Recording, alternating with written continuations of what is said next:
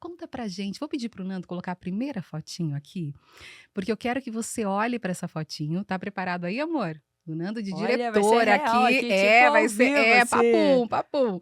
Eu quero que você olhe para essa fotinho e diga pra gente qual é o sentimento ao olhar essa menininha. Caraca, Que olha, linda, eu pensei eu gente! olhei, a expectativa Hã. era ver a primeira vez que a gente estava junto, né, que eu Olha! gravei com vocês. Aí de repente eu olho e falo: "Oh, oh". A gente Eu vai ver mais os nossos jovem, momentos, vamos. mas antes, a gente quer Que saber dessa legal. menininha. Qual é o sentimento Nossa. olhar para essa menininha aí? Ah, é o sentimento de valeu a pena, sabe? De olhar e falar: "Tati, valeu a pena ter dedicado tanto, ter ralado tanto, ter enfrentado seus medos, as barreiras, né, a gente chegou muito longe", Nossa. né, olhar pra Tati ali menina, Tati criança e falar assim: "A gente chegou longe". Vai passar e o detalhe, né, tem fases da vida, são altos e baixos, né, a nossa vida às vezes é uma montanha-russa, e tem fases muito boas, incríveis, outras nem tanto. Tem fases que você fala: "Meu Deus do céu, parece que nasci pra isso, não é possível, né, quando que vai passar essa fase?". Mas é legal que quando a gente olha pra trás, a gente ri das histórias, ri dos constrangimentos, né, e vê que a vida pode ser muito mais leve, que é tranquila e que é um ciclo, né, tudo na É, vida é um ciclo e vai passar. Então eu olho, essa menina é uma menina que sempre sonhou muito, né, sempre teve brilho nos olhos, sempre sonhou, dali a sempre gente viveu, vê. dá pra ver, né, dá pra sempre viveu no mundo de Poliana. Eu conto Aham. muito isso nas minhas palestras, eu falo assim: "Ó, quem não leu o livro, não assistiu a novela, o filme de Poliana, vou explicar pra vocês, ela consegue enxergar o lado bom de tudo. Sim. Então pode acontecer a pior coisa da vida, catástrofe que for, ela sempre consegue enxergar o lado bom", né. E essa era eu lembro que uma vez uma terapeuta conversou comigo já na adolescência, e eu contei pra ela, assim, de forma bem resumida, algumas coisas que tinha acontecido comigo, e ela falou: "E como é que diante de tudo isso, você ainda tá com esse sorriso, né, você Uhum. ainda tá com esse entusiasmo, essa energia?". Nem era, e ela falou: "Você precisa ser estudada, né, como que você consegue?". E realmente, eu acho que o que me trouxe até aqui também, né, foi Deus em primeiro lugar, e esse entusiasmo, essa energia positiva, essa fé. Acho que nunca pode Sim. deixar morrer a fé e a esperança dentro de nós, sabe? Eu sei que é clichê falar, mas sim, ela move montanhas. Uma Total. fé que, né, quando ela é inabalável mesmo, quando ela é uma fé que realmente sobressai a tudo, né, porque a vida, Uhum. enfim, a vida tá aí justamente para a gente encarar desafios. Se fosse só, né, tudo ali mil maravilhas, para que estaríamos aqui, né? Quando Exatamente. você, olha para esse trajeto, Tati, hoje uma palestrante, né, internacional, mas não só isso, se tornou mentora, e não só mentora de quem deseja se tornar palestrante, mas sim já de palestrantes e especialistas de várias áreas. Quando você olha para essa trajetória, qual foi o momento mais difícil para você? Nossa. Tiveram vários, mas pensar assim, o mais difícil foi a transição de carreira. Foi quando eu saí de executiva, em que eu já estava bem consolidada, já tinha lidado aí com muitas fases desafiadoras, já tinha vencido vários medos, e eu estava no auge da minha carreira, ganhava R$ 50.000 por mês de salário, e a gente está falando isso há 12 anos atrás, então Uhum, assim, lá, se a gente fosse calcular pelo valor do salário mínimo hoje, sim. sei lá, seria o equivalente a R$ 100.000. Então alguém como executiva, ganhar R$ 100.000 todos os meses, ser respeitada, ter poder, ter autoridade, né, mandava e desmandava ali. E de repente eu saí de tudo e comecei do zero o Instituto De Angela, que é a empresa que eu tenho hoje. E quando eu comecei do zero, eu me deparei com muitas coisas, porque assim, eu deparei com pessoas que antes puxavam saco, que antes Hum, faziam tudo o que eu queria, de repente essas pessoas viraram as costas. Eu me deparei com pessoas que sempre falaram: "Ó, quando você quiser, você pode contar, tal", né, e quando eu precisei de fato, eu não pude contar com elas. Então, de fato, quando você está no momento de baixa, é onde você vê uhum. quem é Quem? amigo mesmo. Tem uma frase que eu ouvi uma vez de um americano, esqueci o nome agora, mas fala assim: "Mais importante do que a guerra é quem vai estar com você nas trincheiras", né. Então ali eu pude ver quem estaria comigo nas trincheiras de fato. E começar qualquer negócio novo, começar uma carreira nova, é muito desafiador, porque você tá num momento de insegurança total, você não sabe, será que aqui é o melhor caminho? Você tem que tomar decisões diárias, tudo é novo, né, e o novo ele gera um medo, gera um estranhamento.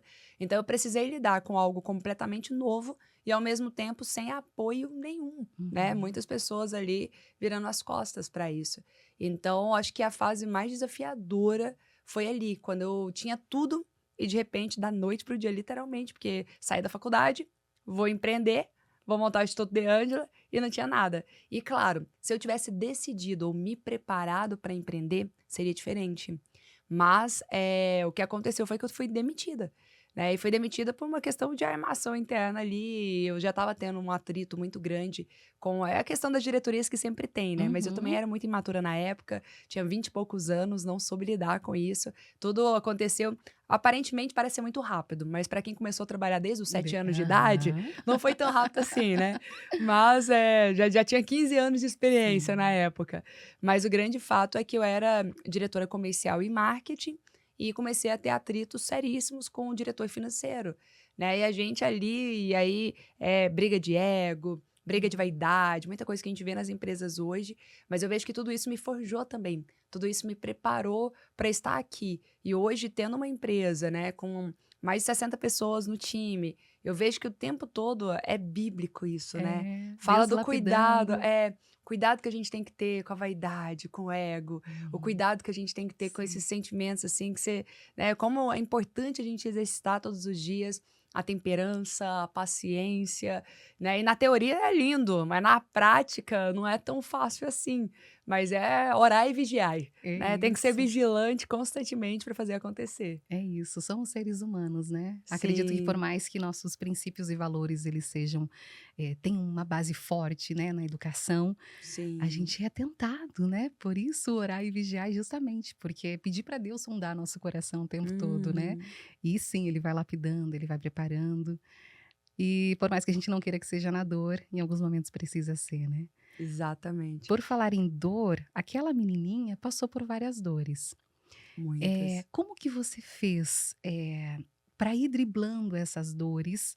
Tem uma principal? Não digo principal, mas eu vejo que foi ela que foi te levando, assim, que era lidar com a timidez. Você precisou lidar com a timidez o Sim, tempo todo. Depois, conhecendo um pouquinho da tua história, né, sei que você perdeu seu pai de uma forma sim. trágica. Então, eu vejo que a timidez, ela teve o tempo todo ali em vários momentos, tanto de você precisar se colocar para a vida, quanto Uhum, lidar com as tuas dores, né? total. Como que foi driblar tudo isso? Olha, foi interessante, porque até para contextualizar aqui dentro da história, né, para mim, quando eu tinha 11 anos de idade, foi o grande marco, né. E por que que foi um grande marco? Porque tudo aconteceu parece que nesse período. Quando vem uma coisa, costuma vir tudo uma vez, né. É. E aí com 11 anos foi quando a minha mãe resolveu me contar que quem era o meu pai não era o meu pai. E eu como Hum. assim? Ela foi me contar uma história de uma menina que tinha 2 pais, um pai era muito rico, né, morava num palácio, tal, o outro pai era muito pobre, e aí ela terminou a história com um final feliz, e viveram felizes pra sempre. E eu Hum. falei: "Mãe, que história diferente, né, é da Disney, que história que é essa que eu nunca tinha ouvido antes?". Deixa eu mandar um beijo pra dona Elizabeth. É, Beijo, dona Elizabeth, que maravilhosa, linda. né.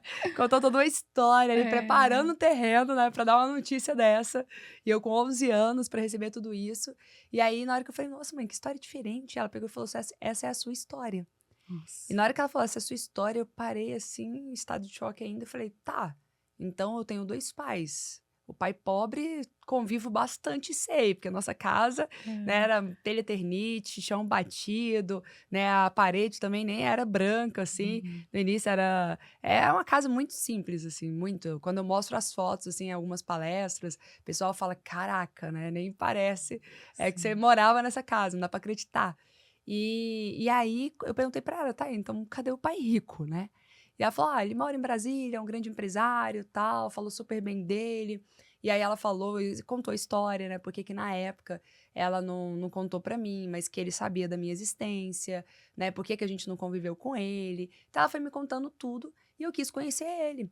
E aí Uhum. eu fui atrás, só que ele, por telefone, ele me falou assim: "Olha, se você quiser, você entra na justiça, requer na justiça os seus direitos de filha, e tudo isso é o que você vai ter. Não espere de mim amor de pai, nem contato, nem carinho, porque eu nunca convivi com você, então não tenho carinho nenhum pra te dar".